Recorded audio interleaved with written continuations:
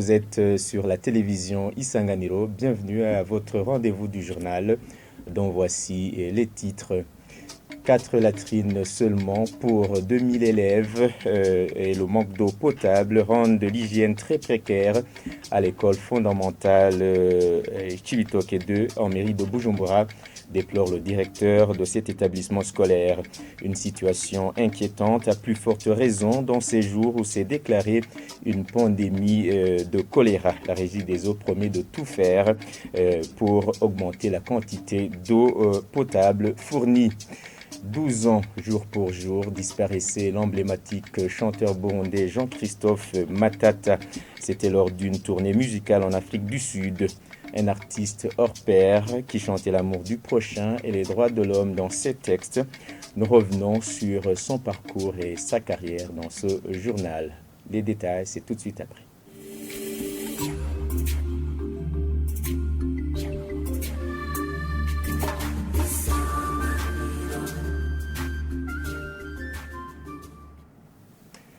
Page politique pour débuter avec ce journal. Le chef de l'État burundais trouve que les commémorations des victimes de la crise de 1993 devraient être organisées ensemble.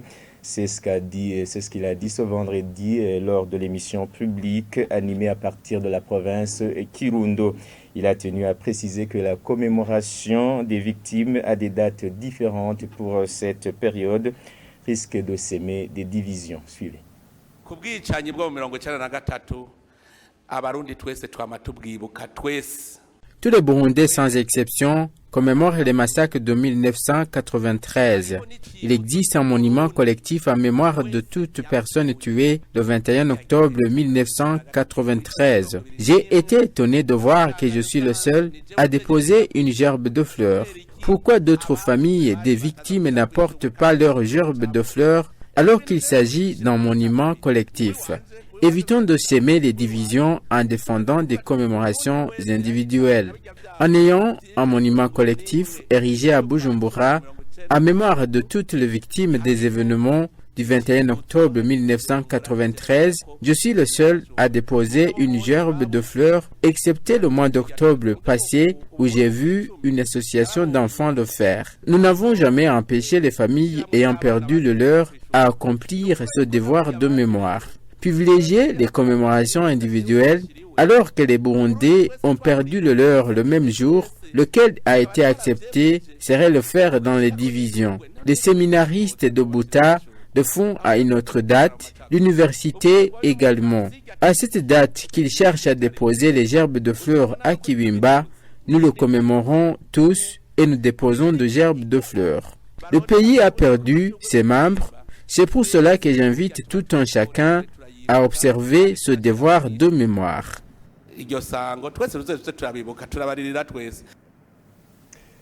L'école fondamentale sous convention adventiste Chibitoke 2, c'est en mairie de Bujumbura, manque de latrines suffisantes et d'eau potable dans ses robinets. Obé de Vizovogoye, sous-directeur de cette école, précise qu'il ne voit pas comment l'école va faire pour respecter les mesures d'hygiène, surtout en cette période d'épidémie de choléra.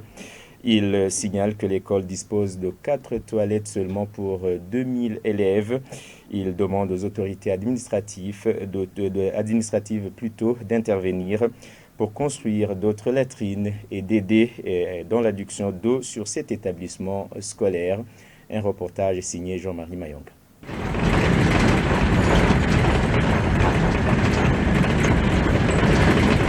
Cette école qui est sous convention de l'église adventiste du 7e jour, quand tu y arrives, les élèves suivent les cours à la normale. Au moment où on parle de l'épidémie de choléra, le directeur de cette école explique que ce n'est pas facile de se prévenir contre cette maladie à cause du manque d'eau potable et de toilettes. Pour pallier au problème de choléra qui a déjà surgi ces derniers jours, il ne nous est pas facile parce que nous faisons face à 2 problèmes très spéciaux.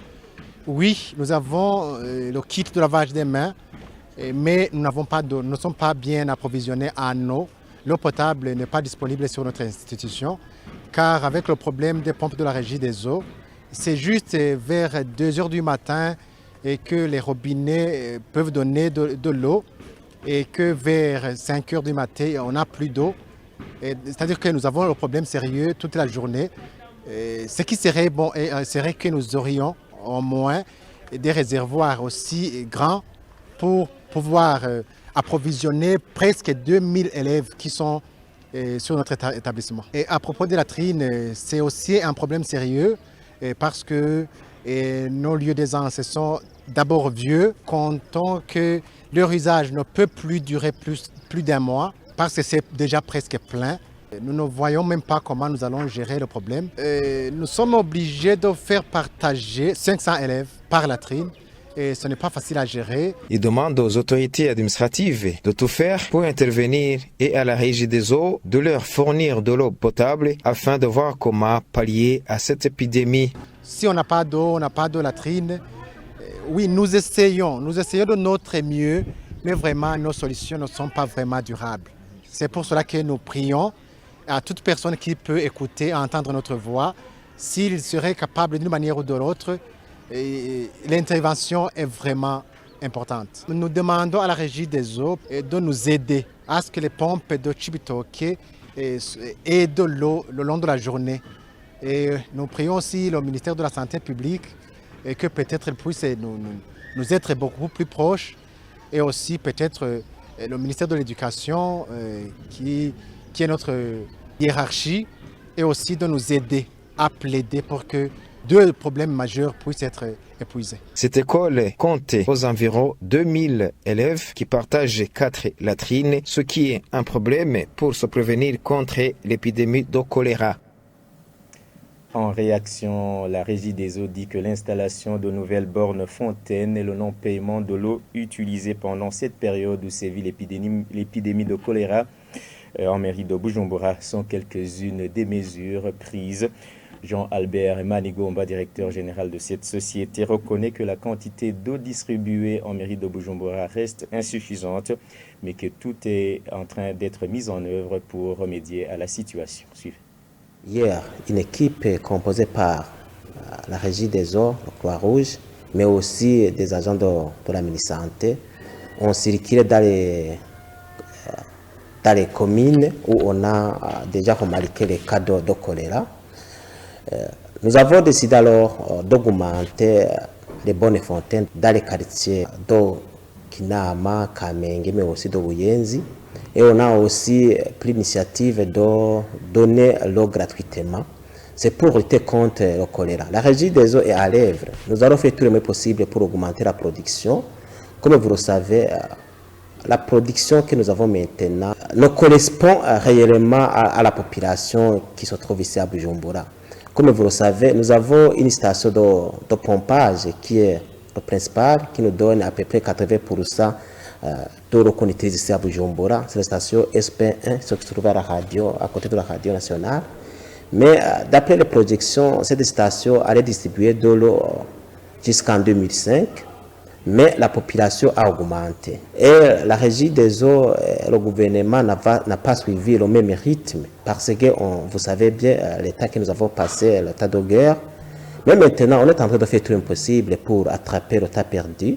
Comme je l'ai déjà dit, nous avons des projets que nous avons déjà réalisés. C'est le cas le projet de l'eau potable en provenance de Bubanza, mais aussi de Bujumbura, a augmenté quand même une certaine quantité, mais on est encore du travail. C'est pourquoi nous avons aussi d'autres projets qu'on est en train de réaliser. C'est le cas du projet de AIEPR Mathiazo et Isale, qu'on devrait déjà terminer, mais à cause du problème de la guerre entre l'Ukraine et la Russie, nous avons encore réussi les tuyaux. Mais la fois passée, j'ai parlé avec le fabricant. Il nous a promis que d'ici peu de jours, ils vont nous livrer les tuyaux. Certains parmi les leaders religieux opérant en province Rumongue jugent non nécessaires certains des articles de la nouvelle loi régissant les confessions religieuses au Burundi.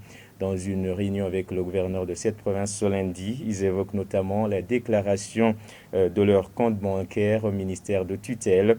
Léonard Niosaba, gouverneur de Rumongue, qui présidait cette réunion, parle d'une loi minutieusement préparée avant sa promulgation. Jean-Pierre Misago depuis Rumongue. Après la lecture de certains des articles de la nouvelle loi portant organisation cadre organique des confessions religieuses, certains leaders religieux ont voulu savoir si de nouvelles suggestions qui pourraient naître de ces séances de vulgarisation de cette loi pourraient bien être ajoutées dans cette loi. D'autres encore trouvent inutile la déclaration au ministère de tutelle de leur compte bancaire. Il y en a même ceux qui estiment trop difficile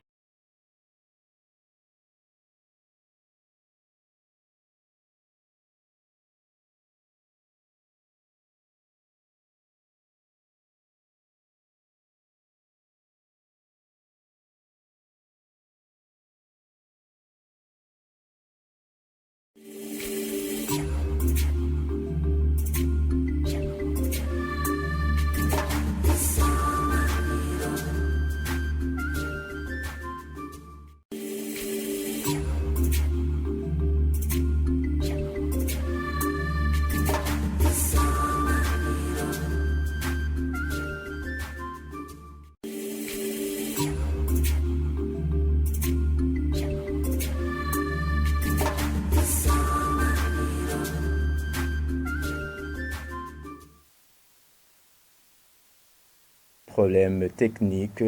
Clôturons ce journal en page culture. 12 ans déjà que le grand artiste chanteur renommé Jean-Christophe Matata est mort. Sa musique continue à influencer les mélomanes et les jeunes artistes de la nouvelle génération.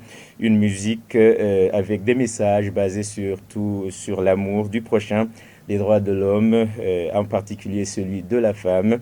Jean-Christophe Matata a rendu son âme le 3 janvier 2011 en Afrique du Sud au cours d'une tournée musicale. Christian Savier.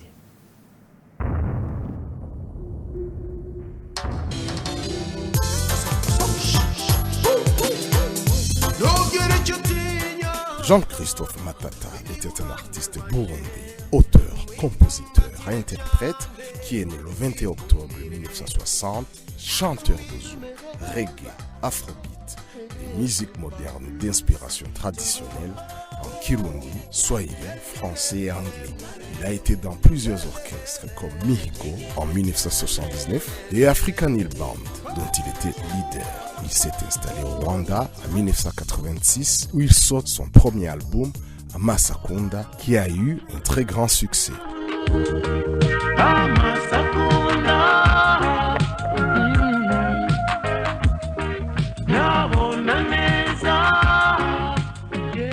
Il retourne dans son pays natal en 1990 et chante Twese Turi Bamwe, une chanson qui fait appel à l'unité, la fraternité et la paix avec d'autres grands artistes de l'époque comme Chandra Nisi, Ngabo Léonce, Bodi Magloire, Sadi, Léonard Sédinghai, etc. Il s'installe en Belgique en 1991 et poursuit sa carrière de chanteur et producteur et revient au Burundi en 2007. Il meurt le 3 janvier 2011 à l'âge de 50 ans au Cap au cours d'une tournée en Afrique du Sud d'une infection respiratoire. Il a été enterré le 13 janvier à Bujumbura. Le lendemain, le Burundi lui a rendu un hommage national. Ces tubes comme Amasakunda, Ihorere Ntusarare, Murantunga, Ninyagasambu, Mukobwa Ndagowe, etc. continuent à marquer les esprits des mélomanes et des musiciens burundais.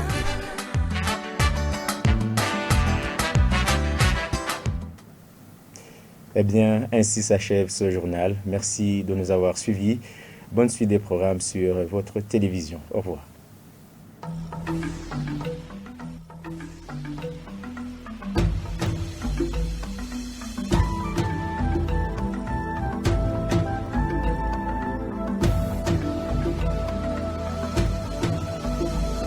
Isa